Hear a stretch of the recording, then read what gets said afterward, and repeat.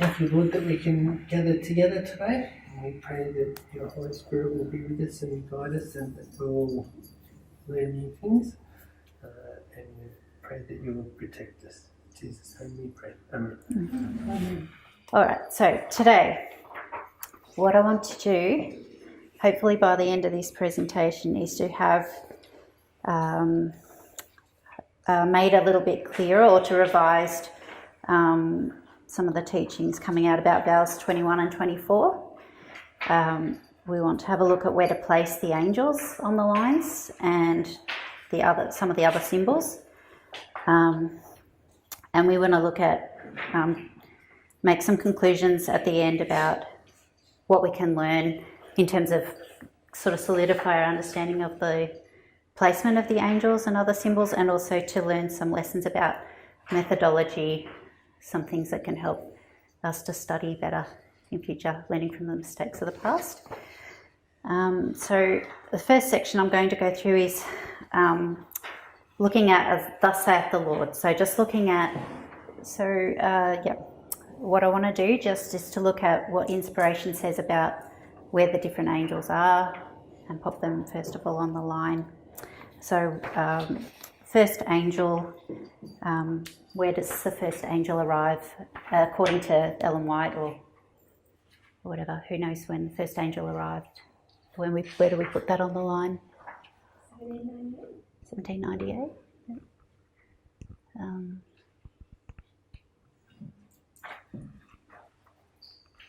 First angel arrived.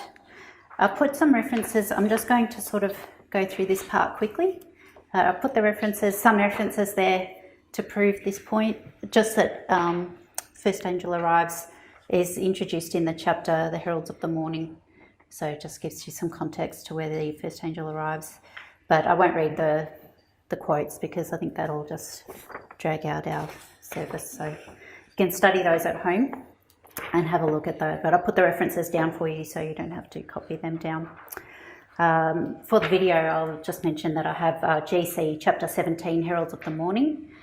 And then first angel is empowered.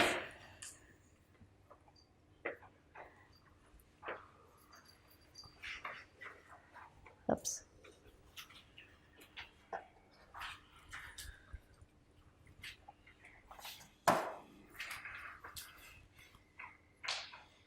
Okay. First angel is empowered at, that's a pretty easy one. Can anybody volunteer that one as well, when the first angel was empowered? So we're thinking about proving the day for a year principle. Sorry? August 11, 1840. Yes. All right, so I'll just put 1840. All right. So first angel is when Miller starts predicting judgment, and he comes up with the day for a year principle, but it's not entirely proven. People don't have any evidence that that's correct principle yet. And then Josiah Litch uses the same principle to predict fall of the Ottoman Empire, and when it actually happens on that date, proves William Miller's principle. So therefore, a lot more people are prepared to accept the other predictions. So that's why that's an empowerment. It's a message that's empowered there. All right. Okay, and when does the first angel's message end? Does anybody know that? So it's a prediction of something. So what was this? This angel is warning about judgment, and that judgment comes when? October 22. Yeah. Does that make sense? Yes. October 22. This is a fulfillment of this warning. Yep. So that's the warning, and that's its fulfillment here.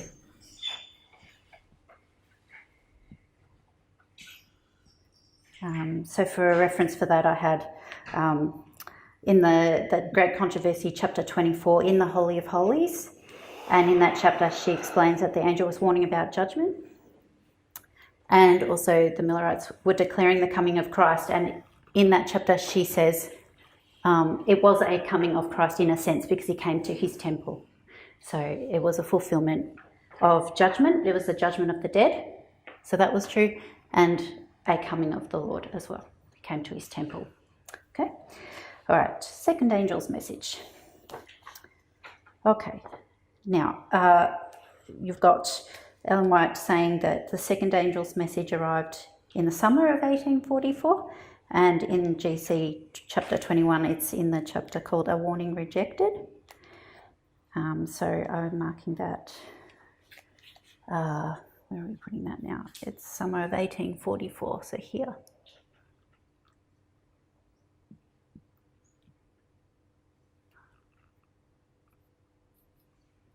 Okay. And we often resemble the second angel's message arrives. It has a cup that's empty. I'll put that there. Babylon is fallen, but she hasn't filled her cup yet. Okay. Second angel's message is empowered. Long time here.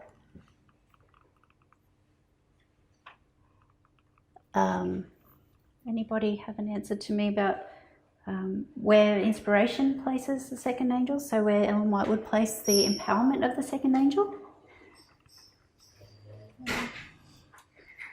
Nobody knows? Okay, the cup is full. When is the cup full? When's the cup full? Angel at 18? Yeah. So we need a date. Yeah, or well, not a date, but a marker. What we normally put here on the line. Sunday or Yeah, Sunday law, the cup is full. yeah. Are you okay with that? So that is there, and you can look at GC chapter 38, a final warning for that one. And another reference you can look at is GC 389, paragraph 2. And when does the second angel's message finish speaking?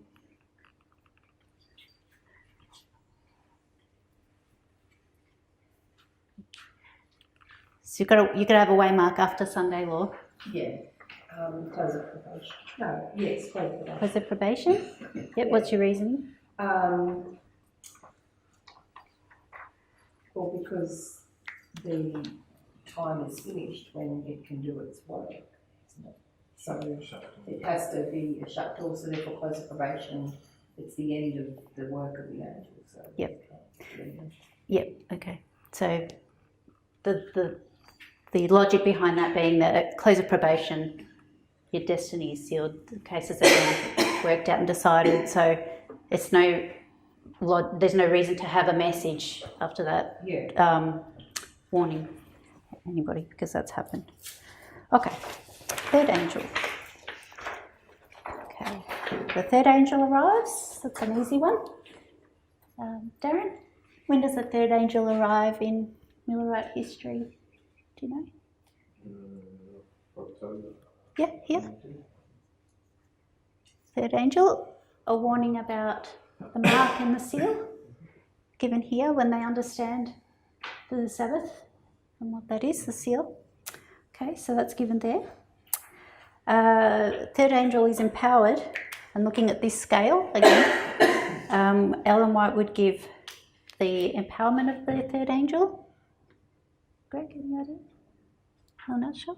Yeah, right there. Here? Okay. All right. The empowerment here, and we'll talk more about these as we go, but at Sunday law. And the quote, actually, I wrote down a little bit of it, but heretofore those who presented this message were regarded as mere alarmists. But here, it's seen to be true. So that's now verified. It's empowered this message here. Okay, so that's where it becomes quite obvious that that message was correct. So I've got some references there. This one I have SR 379.1, and this one I had GC 605.3, and then the ending, it's going to end at some point as well. I would be arguing that it's here. Yeah. that this is where you've got your last chance, and then it cuts off there. There's also another way of proving that the third angel's message ends here, and this is through the chiasm of Revelation 14. So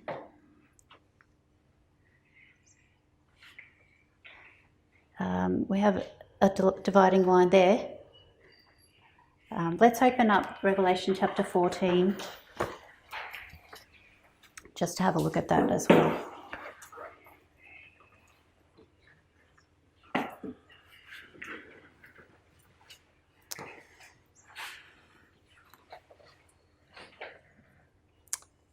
Okay.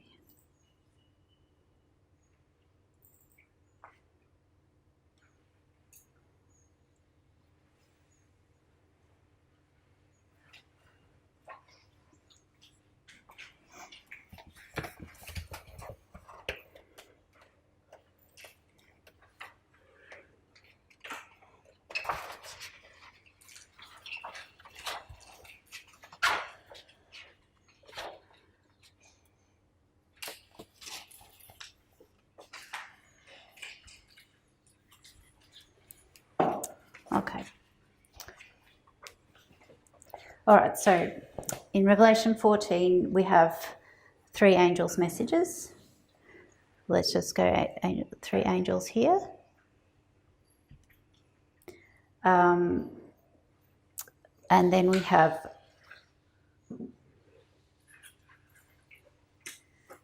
actually, no, we're looking at just the third angel, sorry. So that's the third angel here. Third angel's message goes from there to there, and harvest from there to there. Okay, so the third angel's message, it has a warning. So verse 9, and the third angel followed them, saying with a loud voice, if any man worship the beast and his image, and receive his mark in his forehead or in his hand, the same shall drink of the wine of the wrath of God, which is poured out without mixture into the cup of his indignation, and he shall be tormented with fire and brimstone in the presence of the holy angels and in the presence of the Lamb. And the smoke of their torment ascendeth up forever and ever, and they have no rest day or night who worship the beast and his image, and whosoever receiveth the mark of his name.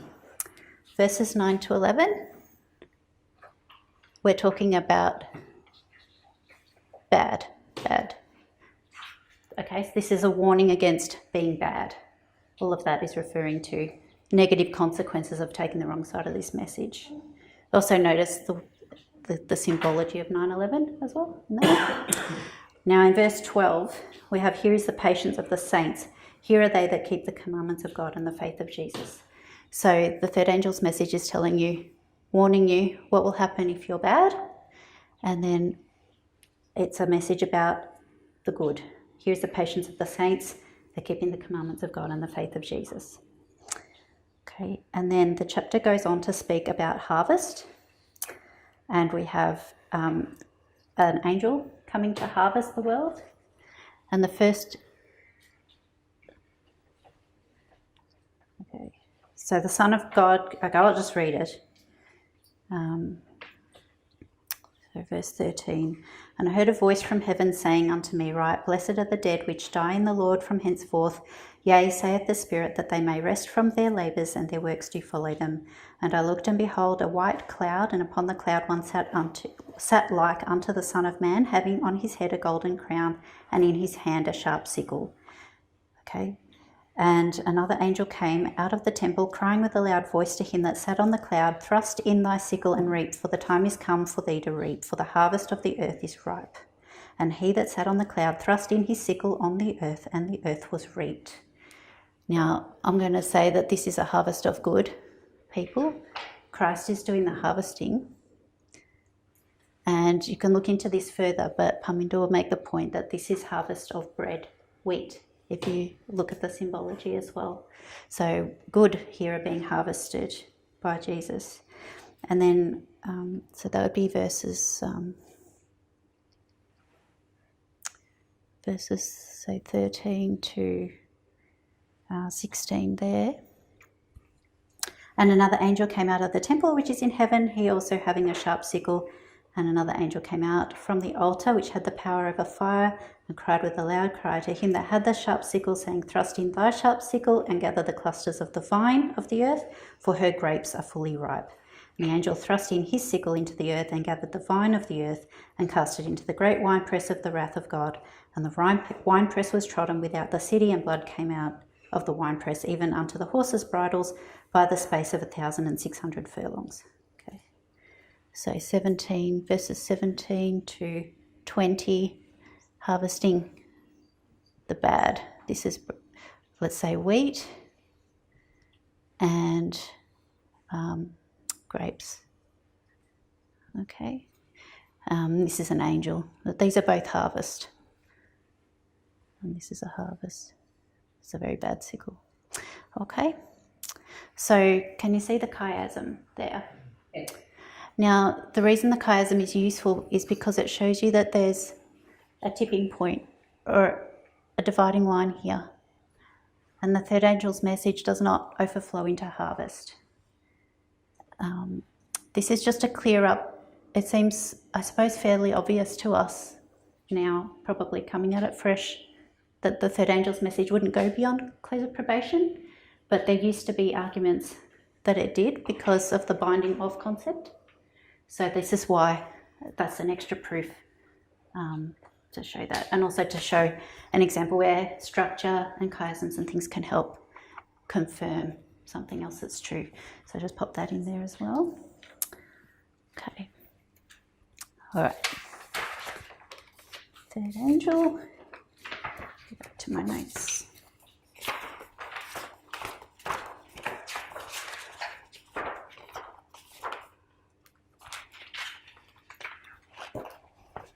All right. Okay. Point number 4, the mighty angel of Revelation 18. Okay. So if you look at Revelation 18 verses 1 to 3, is everybody here familiar with those verses? Do you want me to read it? Maybe you're not. Are you familiar with it? Okay, we'll read Revelation chapter 18 verses 1 to 3.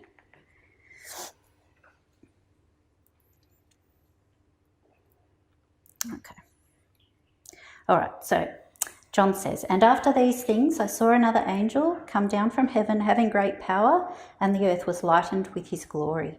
And he cried mightily with a strong voice, saying, Babylon the great is fallen, and is become the habitation of devils, and the hold of every foul spirit, and a cage of every unclean and hateful bird.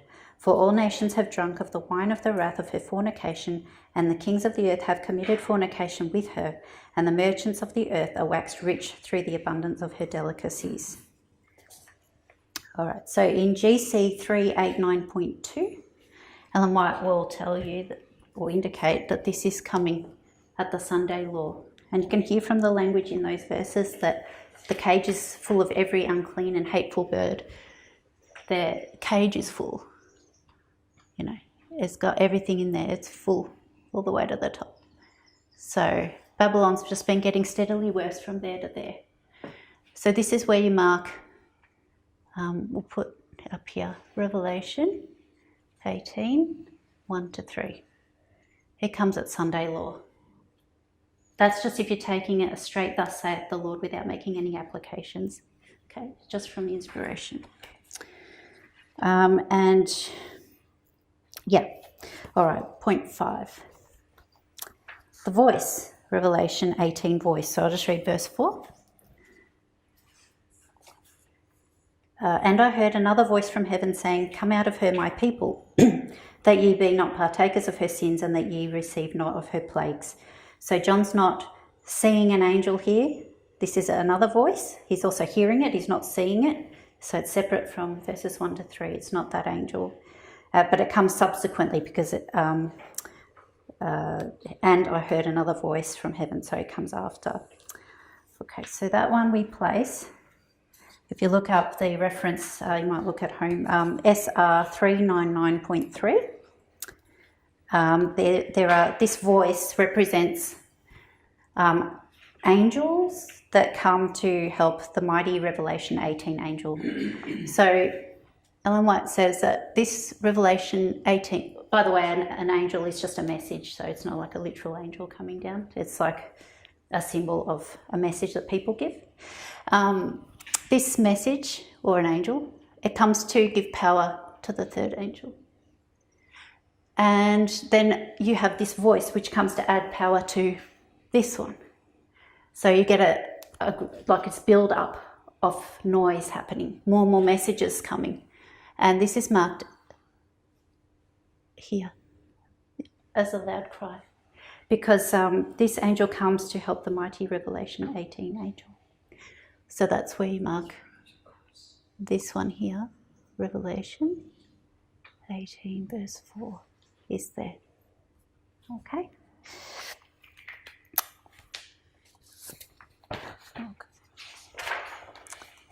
All right, so now we need to look at latter rain, where latter rain occurs. I'll just clear some of that off.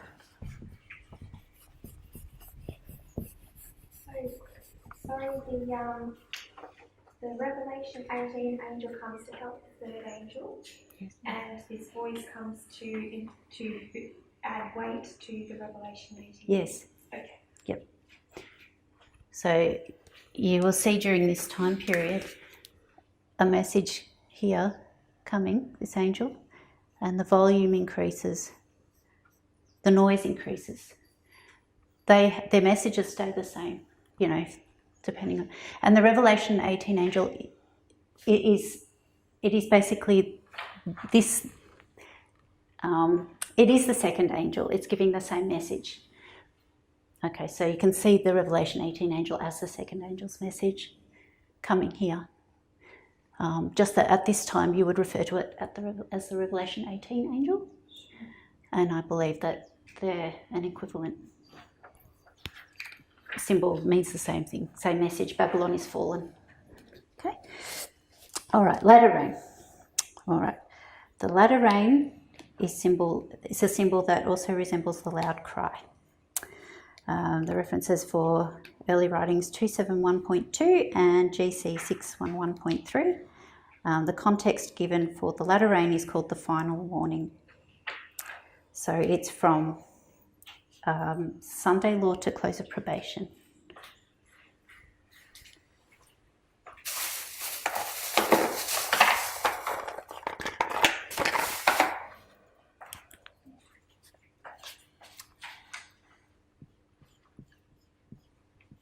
Okay, we'll put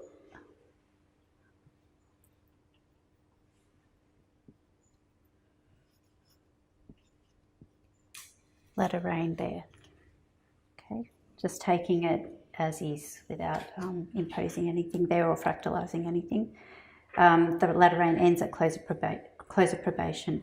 You can look at the chapter third message closed in early writings. There's specifically 279 paragraphs 1 and 2 and Great Controversy 613.2. You can study them later and see if you agree that the latter rain ends there at close of probation. It makes sense because rain is a message. The messages finish at the close of probation. After here, those messages don't apply. Everybody's cases are sealed. So there's no need to give people a message because that's the destiny set by them. Okay. Number 7, judgment of the living.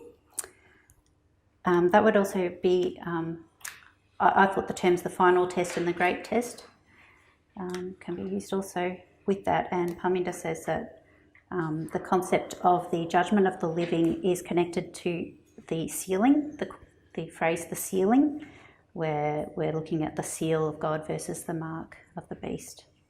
So finding where the judgment of the living takes place, it's not a phrase used very much directly in the inspiration, so it takes a few steps to get there. But we're going to make the point using GC 605.2 and the context where these things are mentioned in the final warning of Great Controversy, that the judgment of the living begins at Sunday law, according to Ellen White or inspiration, just taken as is. Okay, so we'll put the judgment of the living here.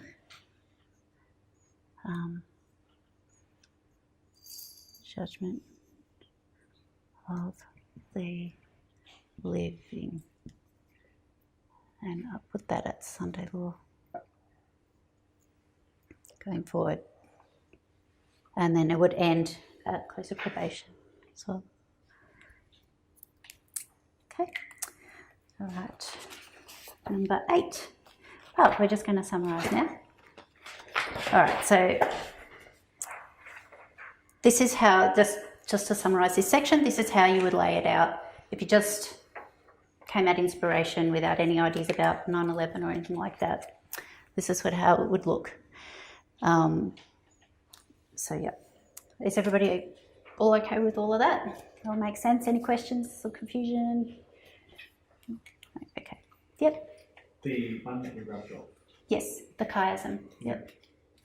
Where did you put that? The chiasm, it showed you, it was just to demonstrate that third angel's message doesn't go here anywhere. It doesn't go here into harvest. This is harvest from close of probation to second advent. So the centre line is that COP. Sorry? That centre line. The is that centre COP. hinge of that scales indicates the border between third angel's message and harvest. So it demonstrates that there's no running over. It's a cut-off point. You don't see any spillover into this area of harvest here. And so, no. Having binding off here is wrong.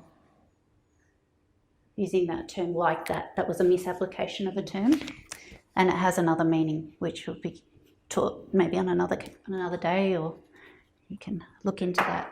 But using binding off here to demonstrate that the third angel's message goes into harvest time was incorrect. It defies, first of all, logic, and it also defies that chiasm structure. Does that explain what the point of that was? So, yeah. You would probably line it up. You would have to line that up with wherever the third angel's message began would be the beginning of that first half of the scale, and then the hinge would be here, and then there. So it wouldn't, because this is not drawn, it wouldn't look like it's to scale, but yeah. Okay, yeah, I understand what I mean. Okay, part 2. We're looking at what we want to work out is our vow. So you've got to keep that in mind. Okay, why is our vow talking about 9/11? Why is it saying that, the angel 18 arrives somewhere else? Well, it sounds like it's completely incorrect. So we just want to look at that. Where I put my vows? Copy. But anyway, I'll go pick that up a bit later. So how come we're looking at 9/11? What's 9/11 got to do with anything? And what can we learn? So I'll just go to point 9. Okay. All right. First of all, what we need to understand is that we've got a bunch of symbols all connected here. I'll get another colour.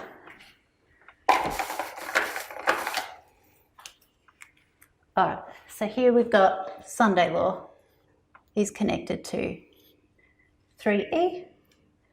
It's connected to that one. It's connected to latter rain. It's connected to judgment of the living. It's, so the latter rain here as well. And the Revelation 18. All of this is connected to Sunday law. So if we were going to move them somewhere else, we'd have to move all those characteristics together. Okay, so I might rub, do you want this up here still, or shall I rub this off? What I might do actually, so that you can keep that in front of you, I've got a printout of, that might be giving too much away. I won't give away anything. All right, I'll just leave that there, and we'll see. If we run out of room, I'll rub it off. Okay, so all these things go together. So we've got these symbols, latter rain, okay, latter rain, LR, the Revelation 18 angel, and judgment of the living, and Sunday law. They're all joined together. Okay. So you can't move them. And an example of why, just cutting forward to where we've got time of the end here, and then we've got 9/11 here, Sunday law, COP, and second Advent. We have, for those that already know or understand the symbols, we've got full moraine here. Oh, well, what I'm trying to say is that if we were to move latter rain to here, we would have to move former rain to here, and then we'd have to move ploughing here. And it's off of our line. So it can't be done. That's just one example. It would break this model here. So that's one of the reasons why we can't move all of them. You'd have to move everything up there. So we can't move them. They're fixed. So the point of part one was it to demonstrate that everything that you circled in red belongs together? Yes, right? Okay. yes. It's to demonstrate that everything that belongs together, and I think it just demonstrates that we need to come at it with a blank slate to start with. First, before we start making applications to our time or anything like that, we need to nail down what Ellen White meant in her mind, what she meant, what she was saying, just as a original application of what she said. Get all that, understand what she meant in the context she meant it, and then try to interpret it in terms of our generation or our line. And then we need to recognise that we're making applications when we're making them, and not jumping straight to making an app. You know, we think she said something that she didn't ever intend to say, which may be correct or may not be, but we need to use the right methodology to get there. And so that's why I'm just laying that out to prove that when she said this angel, she meant Sunday law, and our vow is not saying that as such, but we'll get to how come our vow is okay in the end, all right? But that's where we're going. But yeah, all of those symbols are connected to Sunday law. So, all right. So there we go.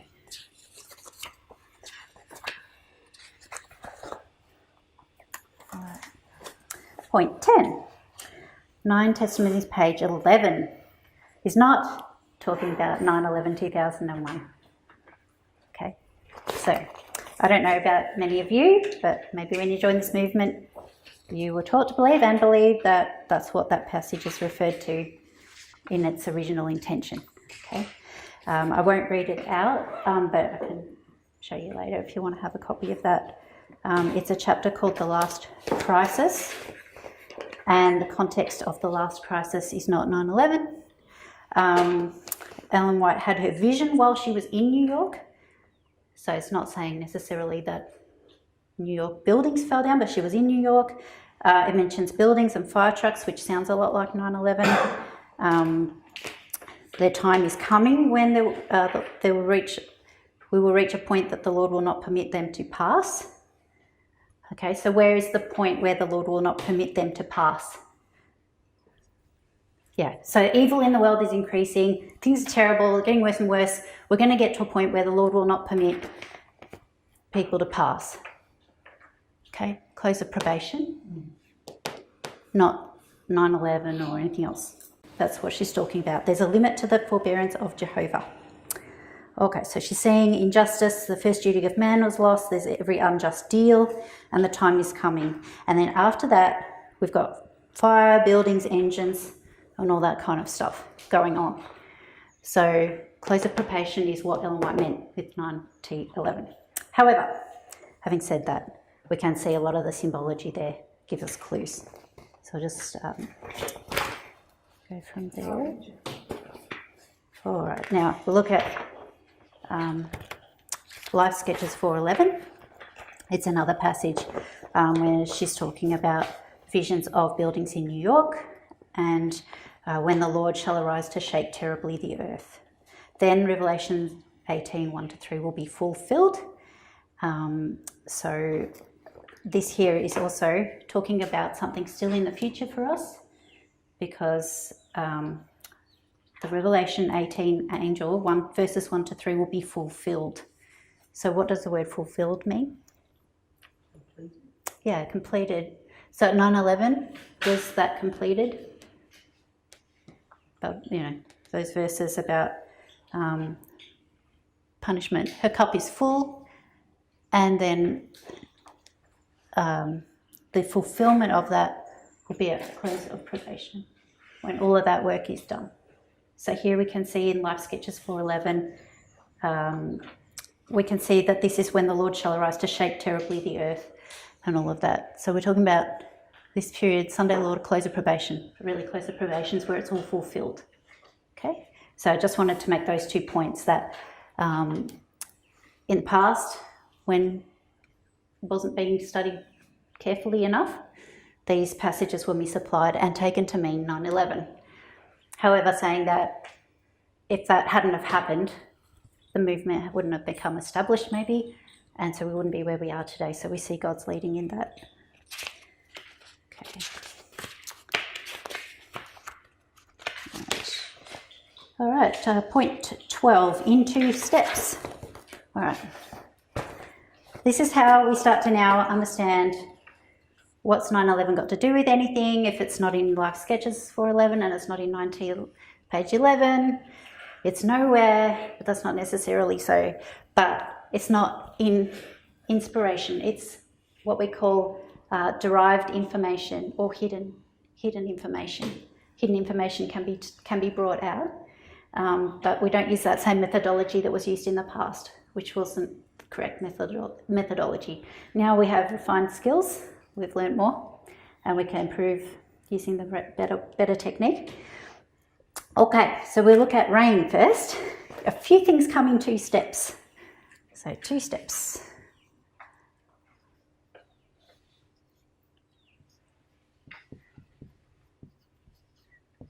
Okay. Does anybody know what comes in 2 steps?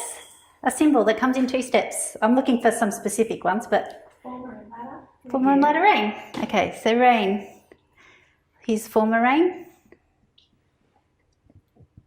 And here's latter rain. All right.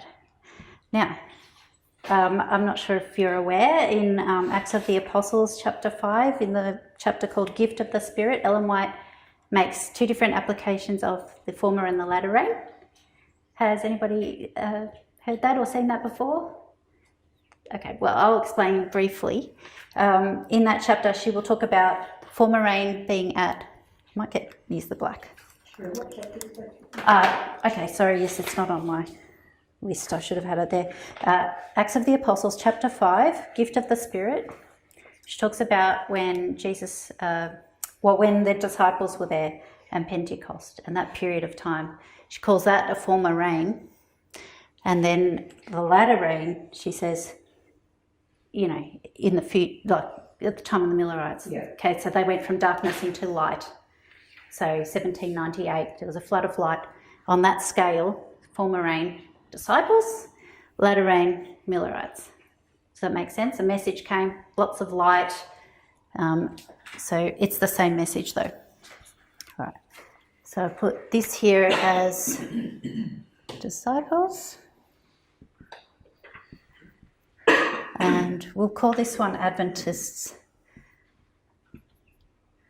Adventism, I'll put Adventism, okay? So on that scale, it's got a big former rain and a big latter rain. Lots of years go by. But she also talks about here, in that former rain, there's a former rain and a latter rain.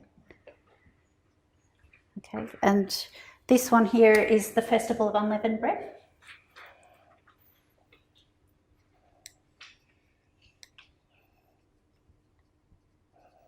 And this one here being Pentecost. And you'll also find Ellen White will point out that there's something here, a latter rain, starting at Sunday Law. So what's missing? What's that? There's former rain. Pardon? Our hidden treasure. This is what we want to know.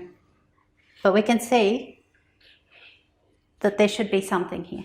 You've got two witnesses, that and that. They're the two witnesses. They will tell you that there's something here. We need the hidden information here.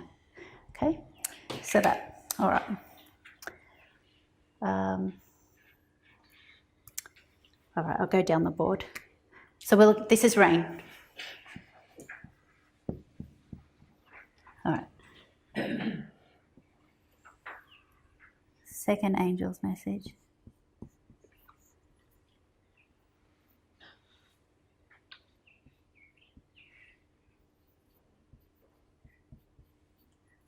A to E. All right. So, similar thing. Second angel's message arrived here, Millerite time.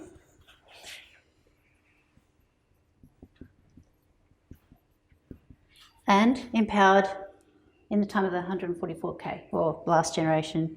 Okay, so I'll put 144K here.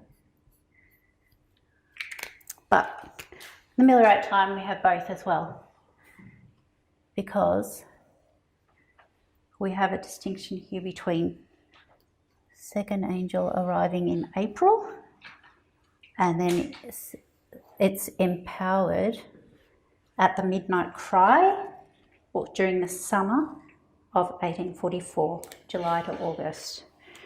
Okay, so we have April.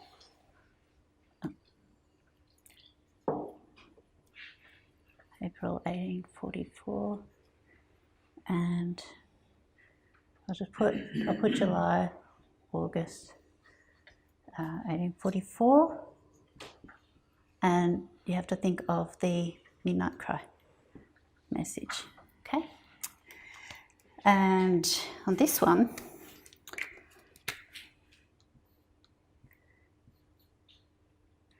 well, this is the one we want to know, but we can surmise it's a 2A. This one's 2E.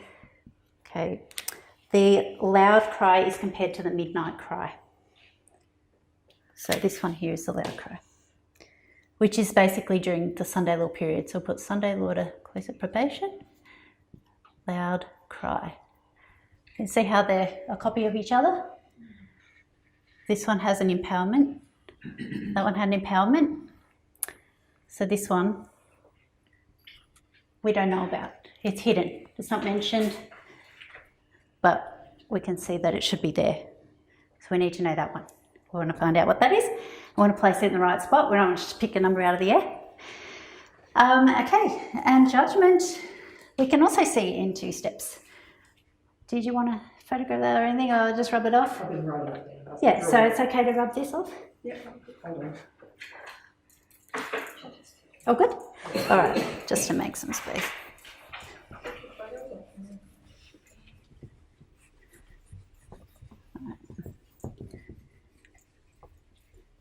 All right, so the third one I want to say in 2 steps, judgment.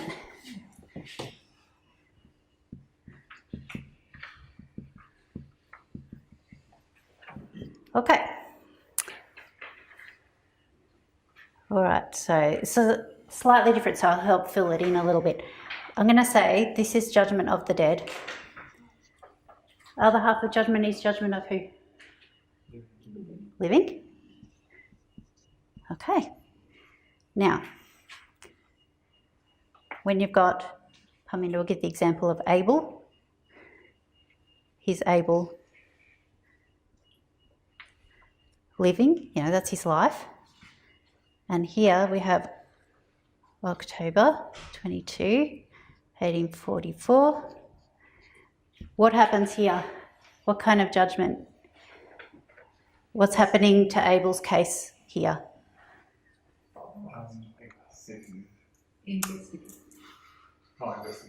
Investigative judgment.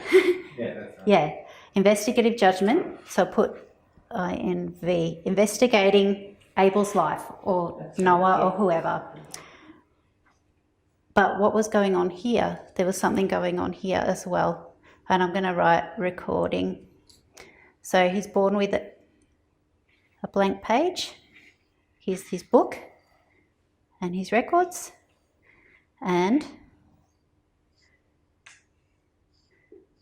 Someone's recording everything he does. Okay? So it's recording all his life. Here, they're going to look at his books. I'll put a magnifying glass there. Label. His book is now full, and we're looking at all his books. Okay? So, in a sense, the recording of his life is a sense of judgment. Okay? It's a recording his life story. In that sense, his life is being judged, getting recorded. Judgment in the sense of 2 steps. Okay, first recording and then investigating it. So, judgment of the living. We're looking for investigative judgment of the living, which begins at here, Sunday law. Okay? Judgment of the living begins at Sunday law, this investigation here. But here, there should be some recording going on. All right, so we've got the same book concept. Rather than drawing it all again, I'll just draw it simpler. It's empty, and then here, it's getting inspected. Okay, so I just put A there for whoever's name it is, and there's a pen. Okay, so here we know when it is. We know this. This would have happened whenever the person was alive, whoever that is. But here, we don't know, because it's not necessarily when we were born we're looking at the line. So we want to apply this step here to the right point on the line. Okay, so can everybody see how there's 2 steps within all those 3 things, the rain, second angel's message, and the judgment? Okay. All right. What number was that? 12, okay. Right. So, in the end, we'll make a fractal. We want to find, so we've got a new time at the end here, and then we've got this one here. And we've made a fractal, so we've got 1989 here, and we've got this, what we want to work out and prove.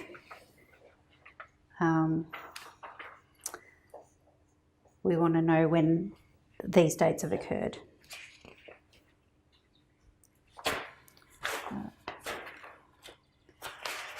All right, so the new time at the end. How do we get this date?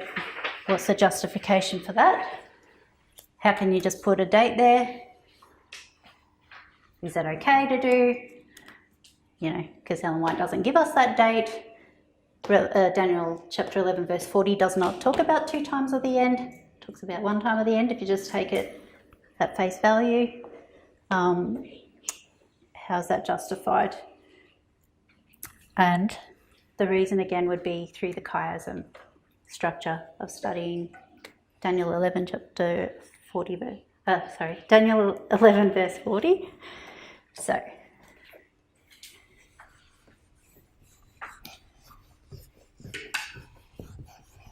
all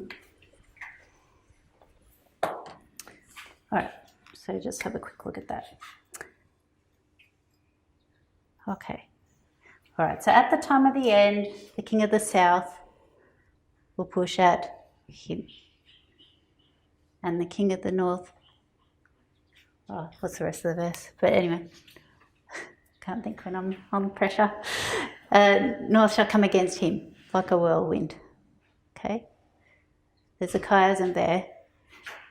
You can join those 2 terms together. That him there is referring to the king of the north, and this is referring to that one there. We're using structure to explain for our generation. This time of the end, we're also using this structure to explain, just using structures in general to explain the priests, Levites and Nethinims in terms of the New Testament. So I'm not sure if you're familiar with that. The structure of the 4 Gospels, and then there being message to disciples in the 4 Gospels, and then to the Jews here, in Acts, we've got Acts, and then the Gentiles. So there's an overlap. Oh, didn't draw that very well. All right. Probably just redraw that, make it a bit clearer. Okay, 4 Gospels. There's a little bit of a mention about taking the message to, as Jesus is leaving, so they kind of can see a little bit of a future there. And then Acts, you've got the Jews and then the Gentiles. So you can see with the structure of the New Testament that you get the 3 groups. This is Acts and the rest of the New Testament as well. And also you've got Daniel chapter 8, verse 14. They're predicting this time here. So this is an important date. All right, so there's just, the only reason I'm talking about that at all is just to talk about how we're using structures in addition to just like verses and statements that are given. But we're looking at the mechanics of the way that the books were put together and the way the verses were put together. All right, so just rub that off. So that's, I'm not going to, my point isn't to justify the placement of the identification of 1989, because that wouldn't give it enough service, I don't think, just to throw a quick comment there and try to justify it with that one mention. But the point was to just demonstrate how we're using structures and chiasms as part of our methodology these days. You can also see that the King of the North and the King of the South are polar opposites. Church over state and state over church, polar opposites. Okay, point 15. Okay, so we have all these things about 9/11. We have New York, we have buildings, we have fire trucks. These are all symbols. We see Islam. So my argument being for 9/11, when we're trying to find this missing waymark, what we're trying to find is this one here.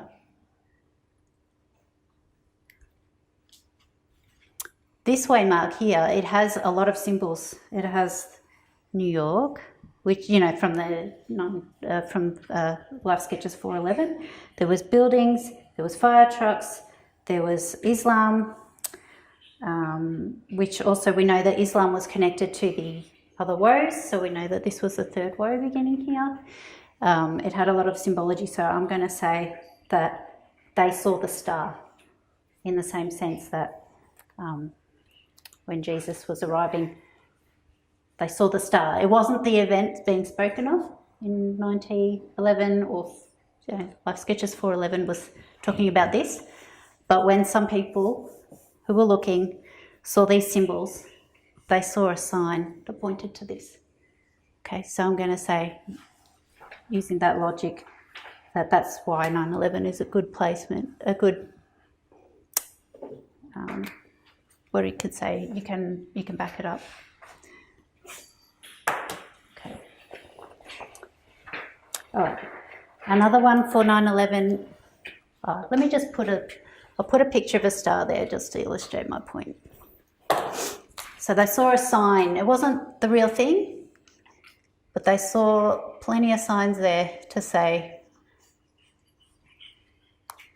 you know, we've got signs. And also we know with the Millerites there was falling stars as well. You've got stars coming whenever there's, you know, a warning or a message coming up. So that's why I'm saying they saw the star there. Now another thing about 9/11 is that it lines up with October 22. So if you have a line that Ellen White gives of 1798, 1844, she gives Sunday law, she gives close of probation and second advent, and then we've got 1989 something, Sunday law, close of probation, second advent. These two line up in that sense when you compare them that way. Now, this is also new information, signs and symbols It was providential that 9/11 was believed in, even though there was through misunderstanding of inspired statements. It wasn't the fulfillment of these messages, but it was a warning that they're approaching. And another point about these two events is that neither of them, this event here in October 22, you couldn't look as a human being and see that Jesus had done anything. He hadn't arrived, there was no outward show or something like that. And same with 9/11, we can't see. What we're going to be applying here is the Revelation 18 angel and the arrival of some messages and things like that at 9/11. Couldn't really see them at this point. Okay, but they're similar in that way.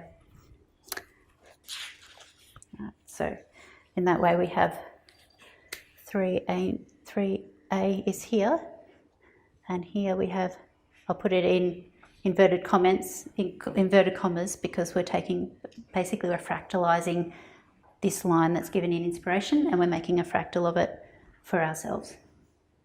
Okay, so 3A here at 9/11.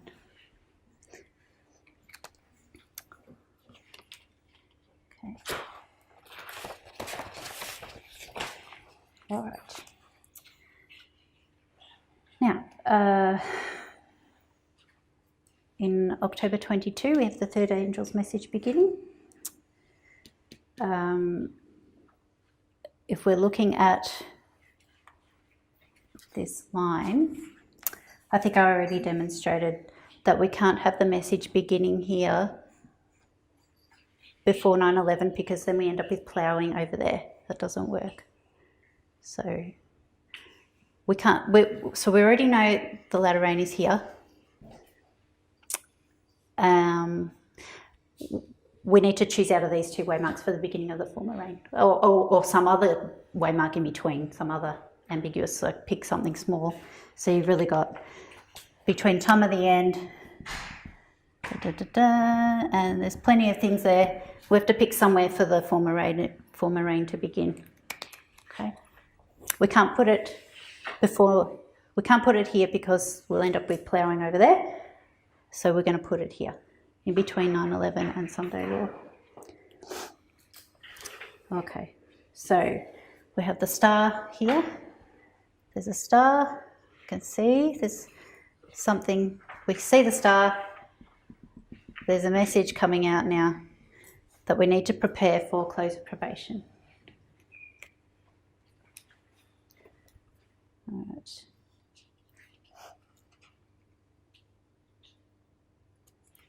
All right, so we've got the two steps that we talked about earlier with the rain. I'll just put them there. We want to find, so rain had two steps, second angel's message, and judgment. So we've got the rain one. It can't go here. It has to go here. It can't go here either because that's too late. Can't go there because we end up with ploughing on the wrong side. Has to go here. Okay. As long as, otherwise you'd have to pick some other major event in between. So we want to prove second angel's message and judgment. We want to look for the first half. So we already had the second half of those two. Okay. Revelation angel, 18 angel, message of sanctification here. So the Revelation 18 angel says Babylon is fallen, and so on and so forth. It's talking about Babylon, the bad.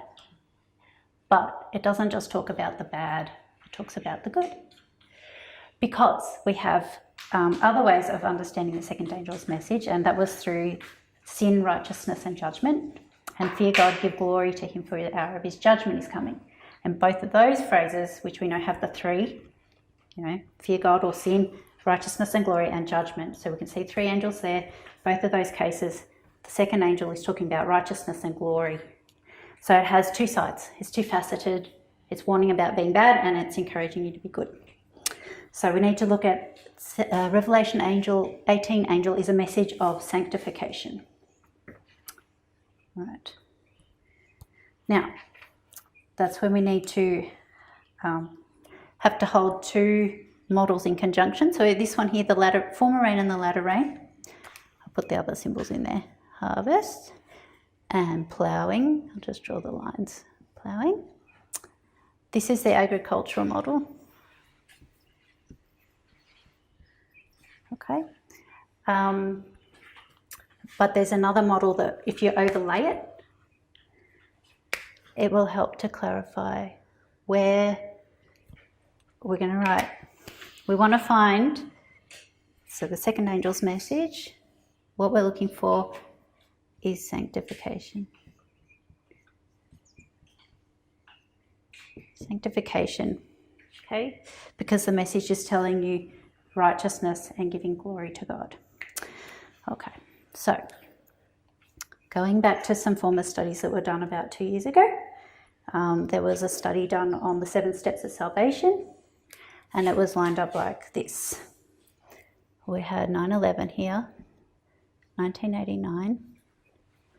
Then there was COP and second ad.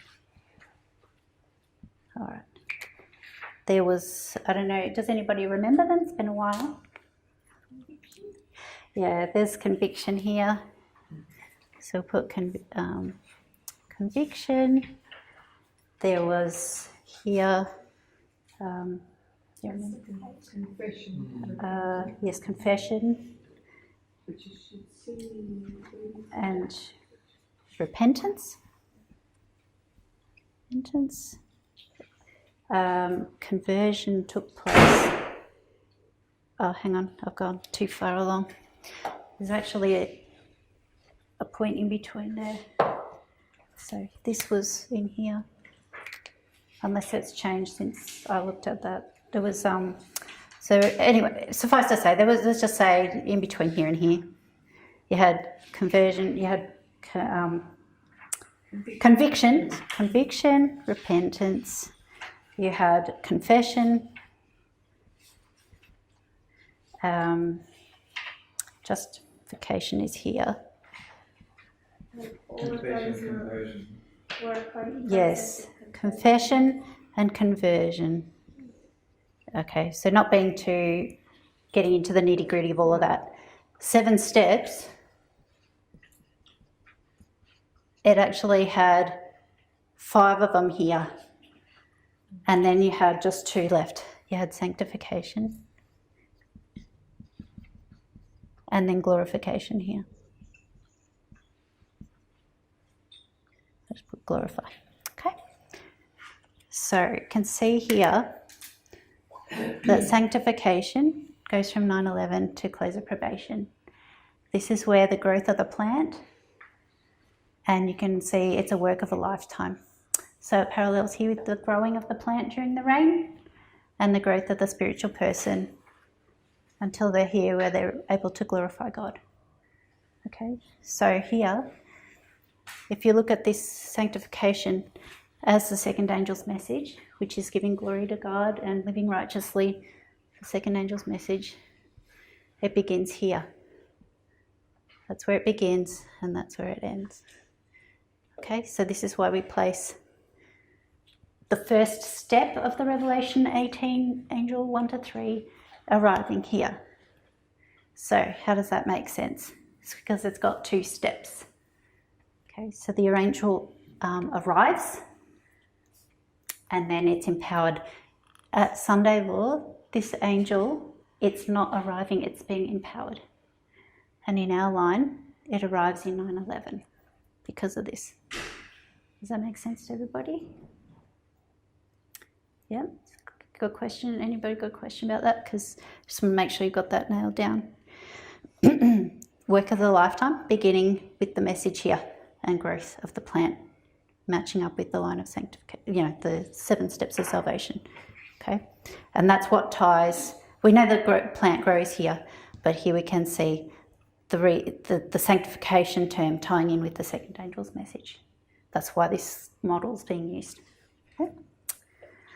All right, so this is why we're finding a distinction between, so we're fractalizing now.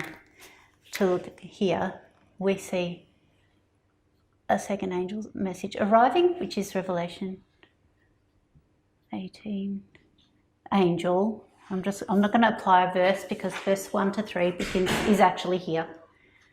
This is where it lands. Here it's still flying in the midst of heaven, going around the earth. Here it comes down, touches the earth. So it arrives, but that doesn't mean it's landed on earth. Okay, so it ties in with Revelation chapter 14.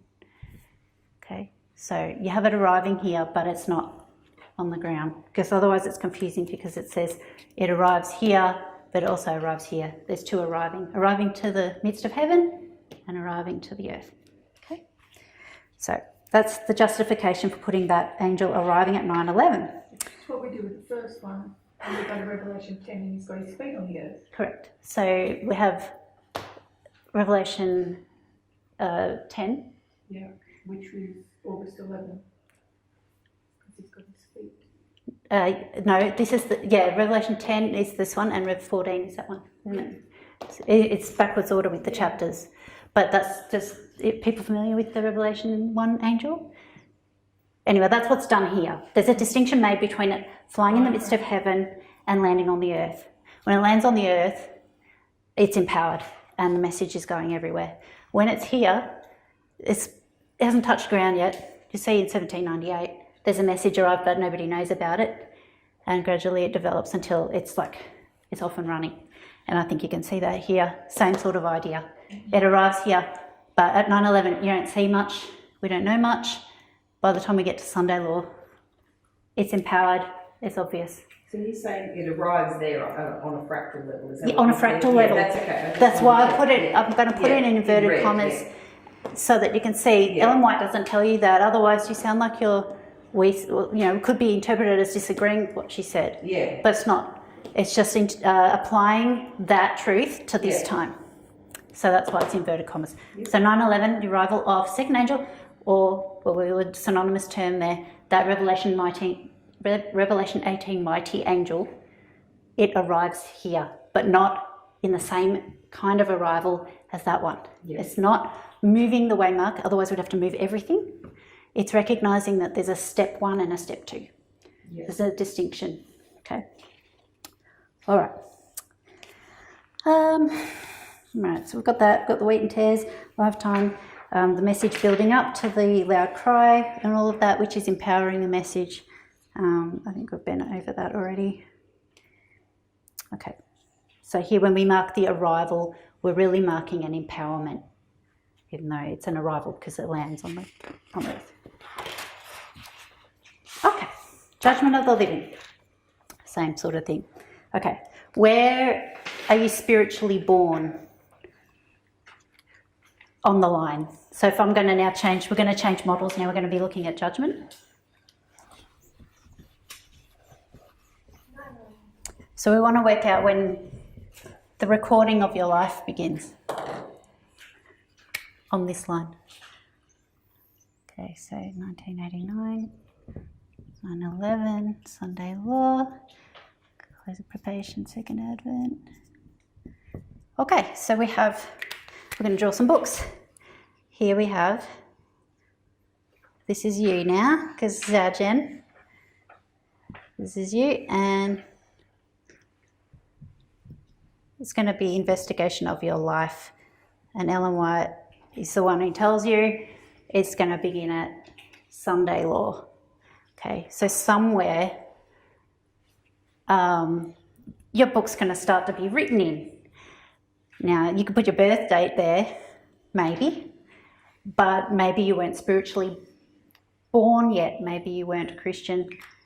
Maybe you weren't part of God's household. Well, why would he keep records of your life? So on the line, where do you mark the beginning of your spiritual life?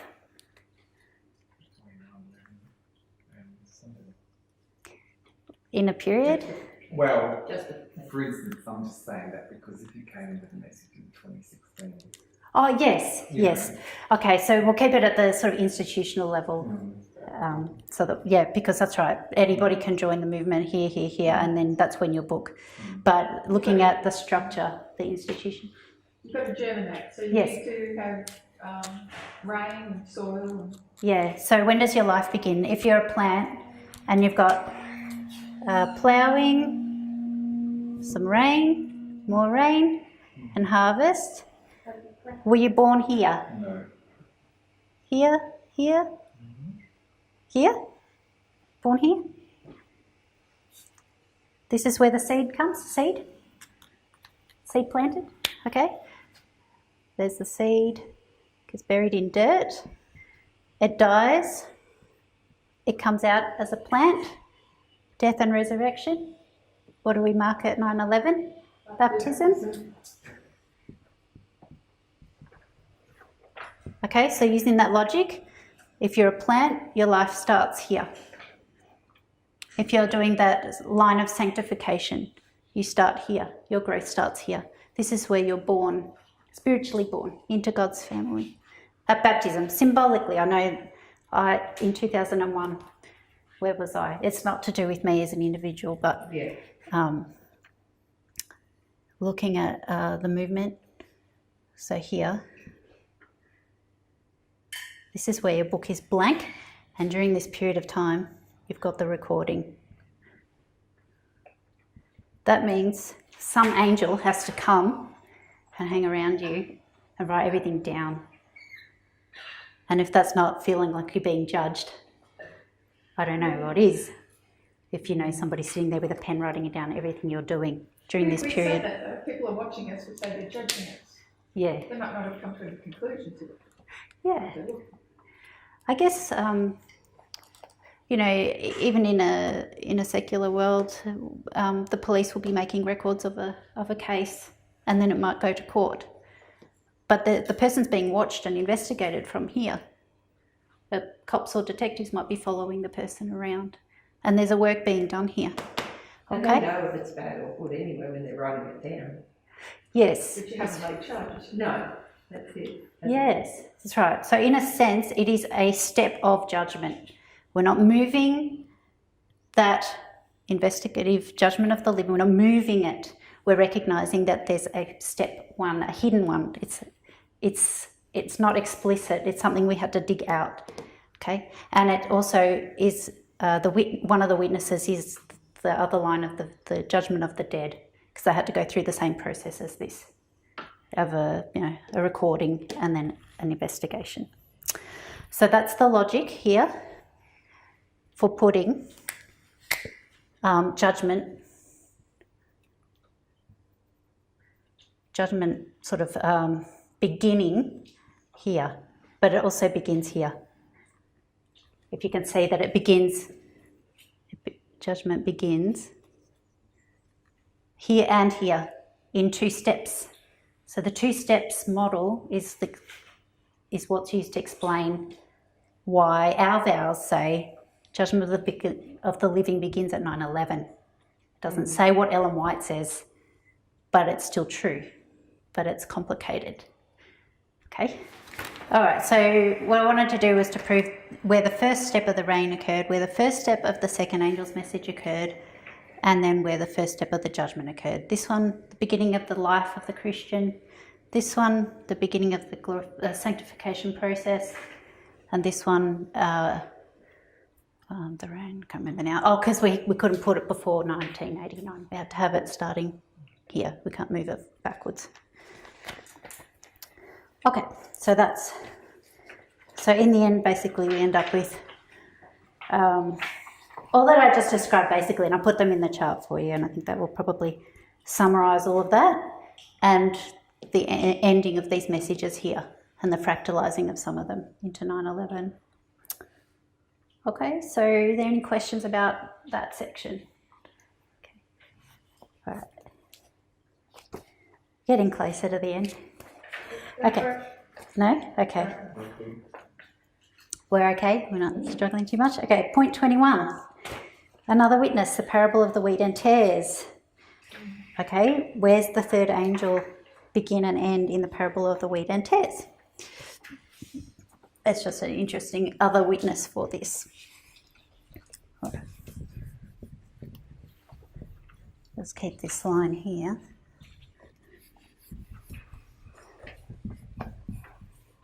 Okay. Parable and the wheat and tares. Are we all familiar with that one? Well, should be. This is all hidden in that parable. You don't see the farmer ploughing. You don't see him pulling the weeds out. The story starts here when the seed is sown. Seeds are sown. Okay, so just doing this briefly. Here we see the seeds are planted and the enemy came in and planted bad seeds while men slept. Were the men the farmer, the owner, you know? Who are the men? The men are the servants, yeah? Because here we see servants further down the track. Okay, so men slept. Okay, and then further through the story, what do the servants want to do when they see the plants growing? And they can see plants and they can see them here and they can see what they are. They want to pull them out. What's pulling out a plant? If you're looking at the three angels, which one would you say is the one that does the pulling out? Which one is executing the cutting off of the plant? Third angel is the one that binds. Yeah. Which one does judgment? Sin, righteousness, judgment, or fear God, give him glory for the hour of his judgment? First, second, or third? Which one has judgment? It depends on the story. Yeah. All of them. First and second. Third. Why third? Yeah. Come out and Does this come out? receive knowledge. Yeah. The second doesn't do anything. The second Because just there's a declaration to judgment. There's a judgment in the first, and there's a judgment in the second, but the third just says fear God, it's fallen and come out. The third message says, don't take the mark of the beast. But I was going to argue that the third angel's message is the one that, the third angel's message is the one that brings judgment. Yeah. Because sin, righteousness and judgment are fear God, give him glory for the hour of his judgment has come. But there may be more to do to prove that.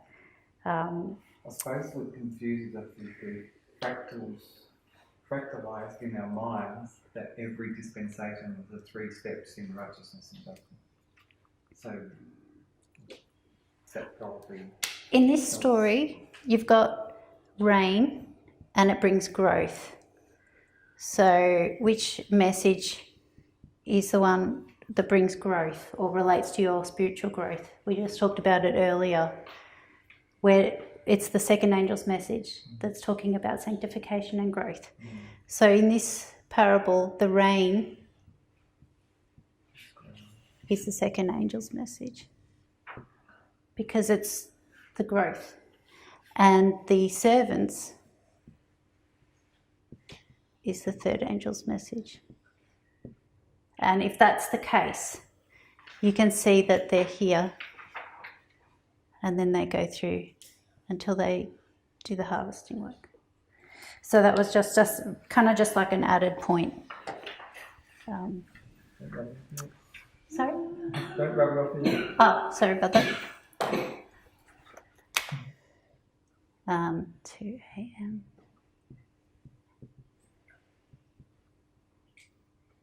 It's a very bad signal. Okay, so second advent. Okay, so if that's the case, basically I don't need to repeat that. That's fine. Okay, so that's where I want to go, and I just wanted to revise what the vows say. And most of the time I tried to stick to the big line because I didn't want to confuse us by starting to fractalise for priests. Because if we've got this to fractalise it down for priests, I think that's fairly straightforward. That stays the same, 2014, 2019, 2021.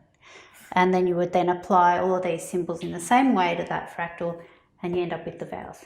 Okay, so I'm just going to pass out another sheet where it's got the vows as they're written. I probably won't read them out just for time. Yep.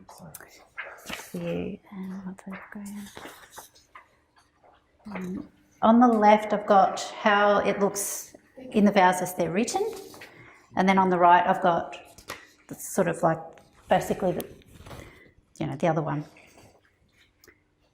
Yep. Oh, you don't. He says do. Okay.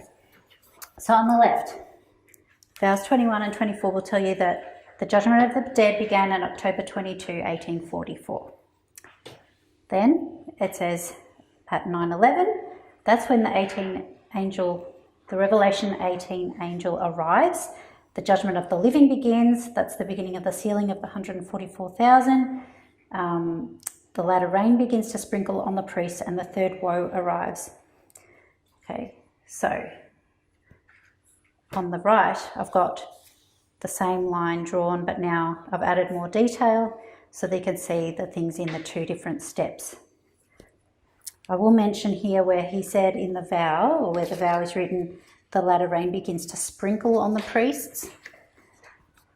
If you remember our rain here, and we had disciples, and then we had Adventism. This is latter rain, this is former rain. And then each of these had two. Got latter, former, latter, former. At 9/11, goodness me. Okay, Sunday we're here. 9/11 here, we can now fill in that question mark. At 9/11, the latter rain began to sprinkle on the priests. Okay, so we've got the latter rain sprinkling. It's a combination of the two that was done to avoid mentioning. The whole reason the vows were written this way, to be so heavily focused on 9/11, is to keep peace between factions that were reading inspiration a certain way and others that were reading inspiration another way and saw it as an application. The vows may have been written more focusing on this angle here, but as a measure to be politically correct. It was phrased in such a way as to be true, but to fly under the radar. Okay, so it's still correct, but probably could be clarified by just rephrasing into now that there's no need to accommodate other people that disagree. Okay, so that's the reason, but that's just the justification for that phrasing there. Latter rain beginning to sprinkle on the priests. So that's that hint of it actually being the former rain. Yes, the sprinkling is the former rain, so it's been snuck in there a little bit, so that it's technically true, but not so straightforward to understand. It could be written maybe a little clearer whenever that time comes. So that's that. We've looked at the vows. Hopefully you all can now agree to the vows without having qualms about the different things that were written there that you think maybe should arrive at Sunday law, but that it says in the vow that it comes at 9/11. There's a distinction between part 1 and part 2 of a lot of those symbols.